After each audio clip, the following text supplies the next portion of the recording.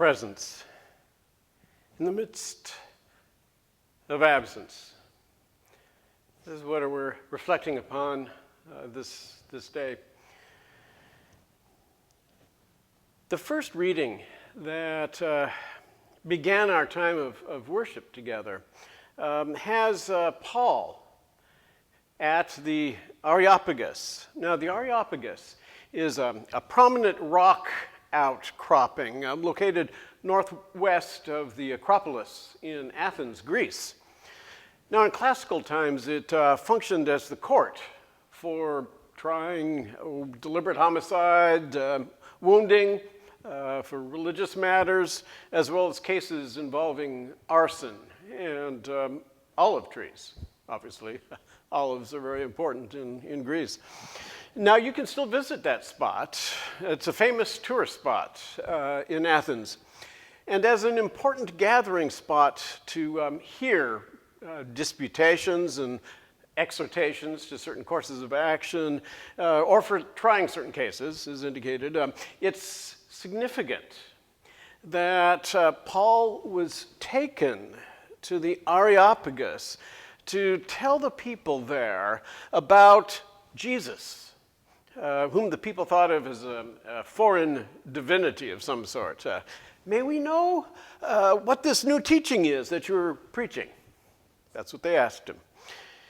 Now, it's important to note here that Paul is engaging the culture around him directly and positively. He says, Athenians, I see how extremely religious you are in every way.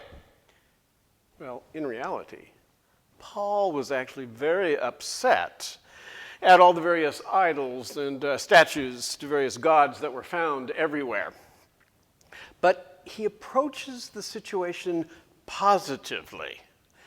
The people here, he says, and he understands that the people have a spiritual longing, a hunger after higher things.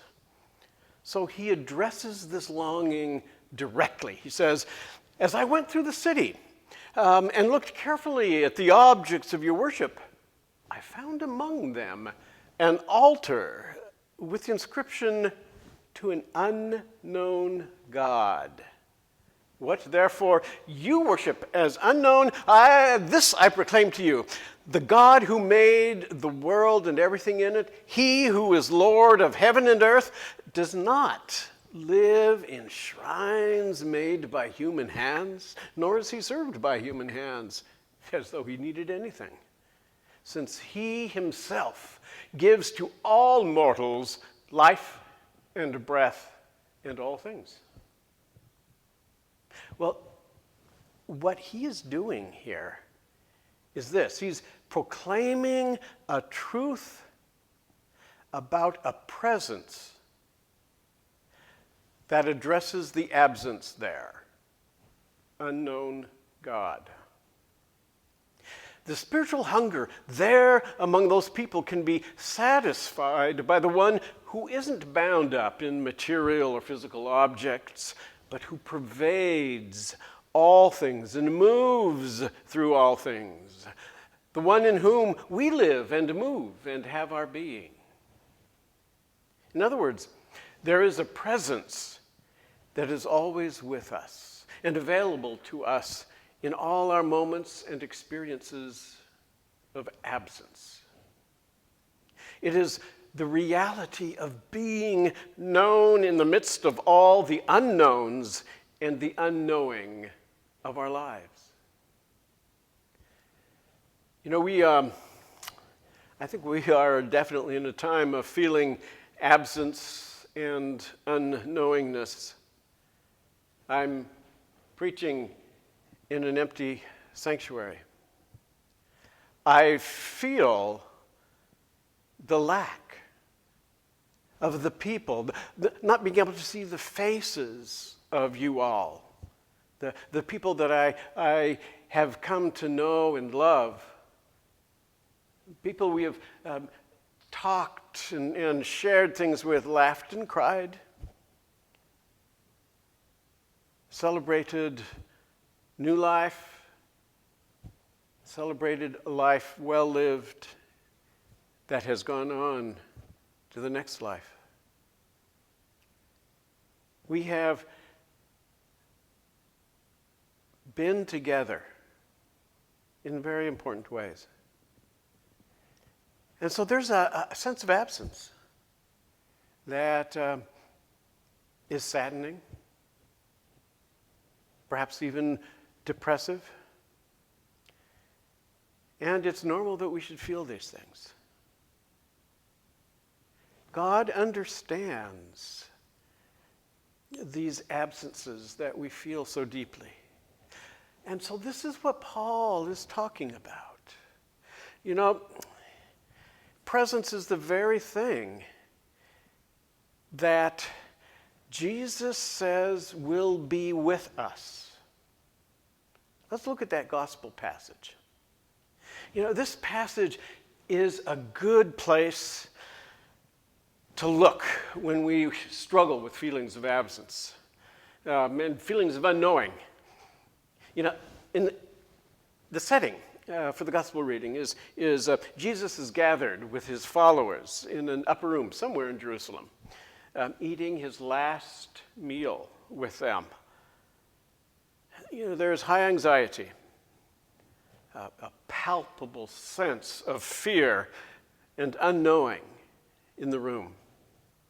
Jesus knows he's going to be taken from them, and he knows that that act will be devastating to them. There's going to be a huge absence in their lives.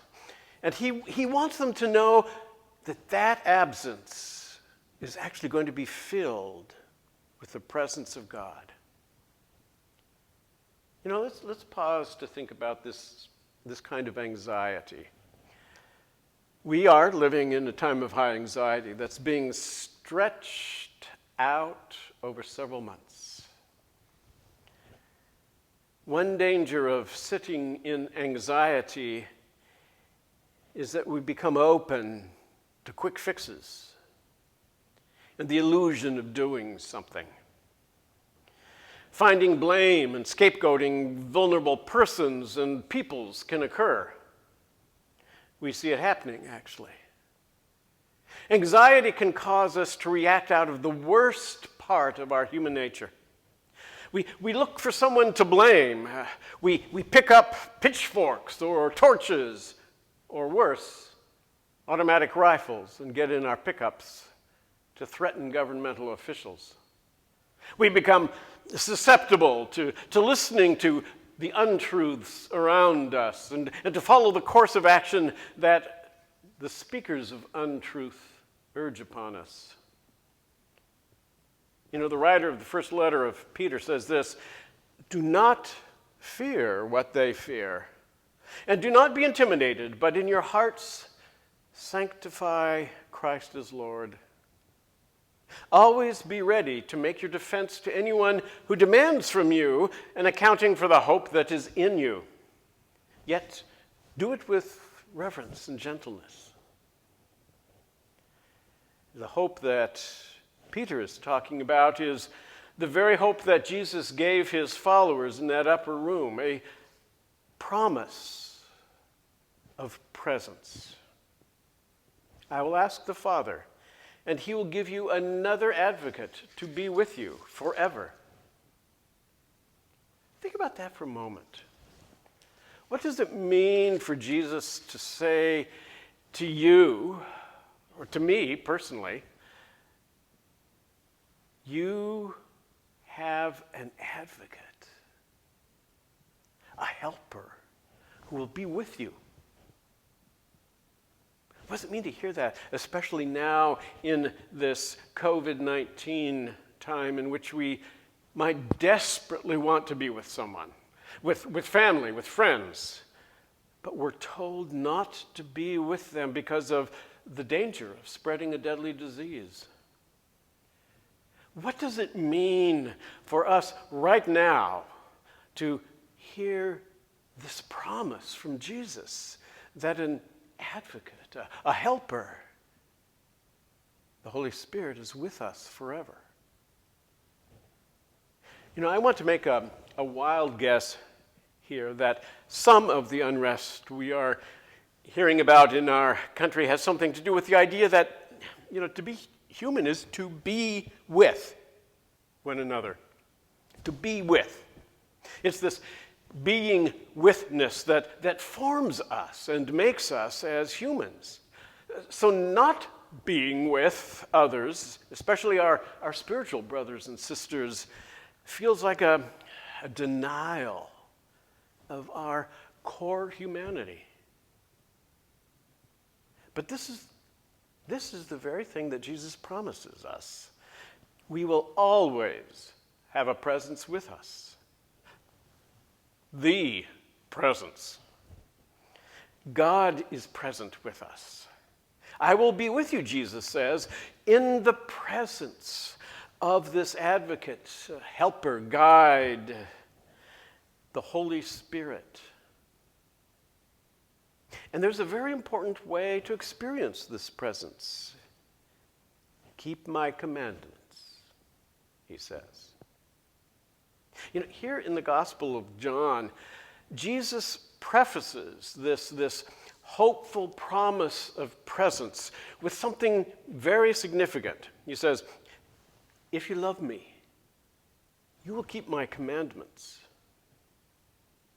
Now, notice this. He doesn't say anything about wild praise music, nothing about spouting correct doctrine.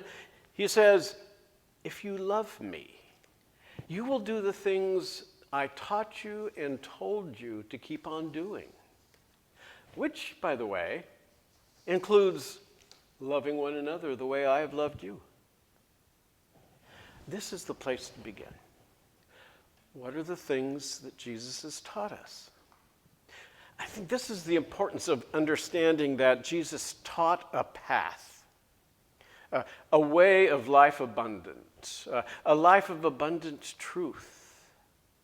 And as we talked about last Sunday, his way is not only a path, but also a manner in which we walk on that path.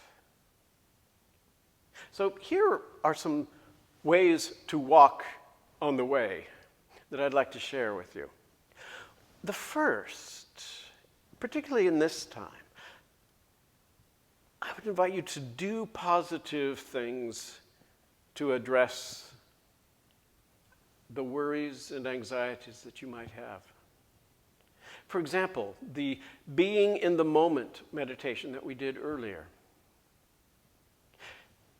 This is a way that God is with us, the sort of be withness of God.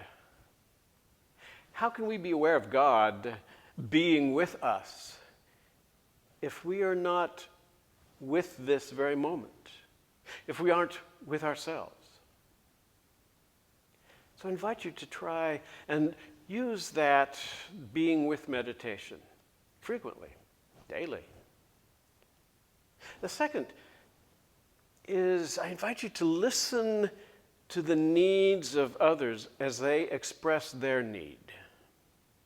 This is a way also to be with others. Jesus modeled this for his followers. When someone came to him, he asked them what they needed and wanted him to do. Heal me, open my eyes, let me walk again.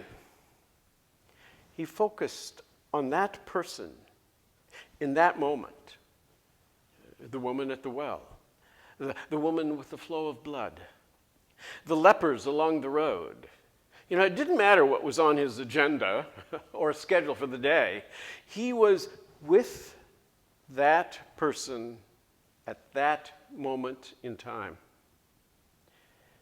Now, of course, his practice of being with God himself undergirded his practice of being with people. A third way to walk on the way is to use the gift of reason carefully. This is particularly important, I think, at this time. In the midst of this pandemic, when so much is going on all around us and saturating us with opinions, information, propaganda. John Wesley said this about the use of reason. He said, "Many cases of conscience are not to be solved without the utmost exercise of our reason. The same is requisite in order to understand and to discharge our ordinary relative duties, the duties of parents and children, of husbands and wives, and, to name no more, of masters and servants. In all these respects and in all the duties of common life, God has given us our reason for a guide. And it is only by acting up to the dictates of it, by using all the understanding which God hath given us, that we can have a conscience void of offense towards God and towards man." End quote. What God has given us as a guide. Reason is that inner process of thought that helps us to understand things by examining them in their relationships to other things. In the context of acting upon Christ's commandments, we use reason to ask things such as, what basic principles should guide all followers of Jesus Christ?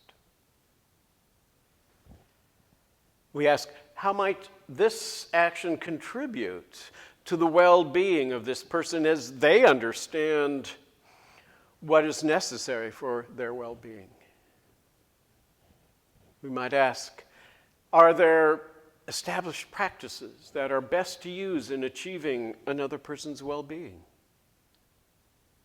What is well established to diminish the well-being of others, and how might I avoid doing that? Wesley summed up the Christian path with 3 rules. Do no harm, do good, and do those things that keep you in love with God and with your fellow human beings. It's actually a very well-reasoned set of rules there. Another thing to consider is that the truth that is rooted in Jesus is that which is grounded in the well-being of all persons. It is grounded in love, then. And love is that active force and engaged practice of attending to the well-being of all creatures and doing that which fosters the fullest, most abundant expression of all of a creature's potentials. The truth that is Jesus Christ is just this sort of life in abundance. The truth of the advocate being with us is made real and manifested in how we are with one another. How we are with one another. Because we make one another, because we are shaped by our interactions with one another, then it's incumbent upon those who follow Jesus to act on behalf of one another and to act in the interests of the well-being of one another. If you love me, you will follow my commandments. You will do those things I've taught you. In part, we are doing this by refraining from gathering together, lest we be responsible for infecting the vulnerable ones in our midst. But the principle of being with necessitates that we find other ways to be with one another. And so here's a few thoughts. If you're the type of person who likes to talk on the phone, use that as your calling, pun intended, in this time. Call people and check on them. Listen to them. Express your concern and your love for them. If you're a good letter writer or a card sender, do that. Go down the list of people in the church directory and send off a note. If you're able to help with the local food distribution efforts in your community, see what assistance you can offer, such as delivering food or packing bags. If you're active online, circulate messages of positive support for government officials and agencies that base their work and their directives in carefully researched medical science rather than conspiracy theories or political posturing. You know, in many ways, we are like those Athenians with whom Paul spoke 2,000 years ago. We hunger for a presence to fill the empty, aching, absent places in our lives. We long for a well-founded and dependable path upon which to walk. We crave after truth in the midst of a world of lies, half-truths, and twisted logic. Paul says to us, we are one family, one human family, scattered across the earth, created to seek and grope after the truth. And this is the truth, that we are loved by a God whose love is so great that he walked among us, took on our own flesh to show us that way of love. And that love is so great and powerful that not even the forces of death, not even the systems of power and domination could destroy it. That force of love and truth and life is alive and ready to live and dwell in you. That's what Paul would say to us. The Jesus way is the way to live fully, abundantly, wherever you are, however you are right now.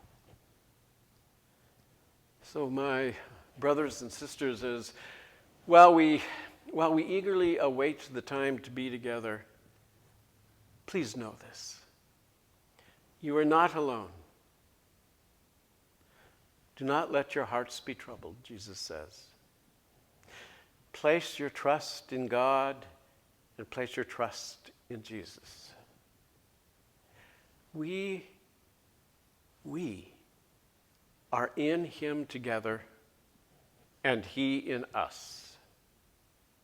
And in that way, we remain together. Amen.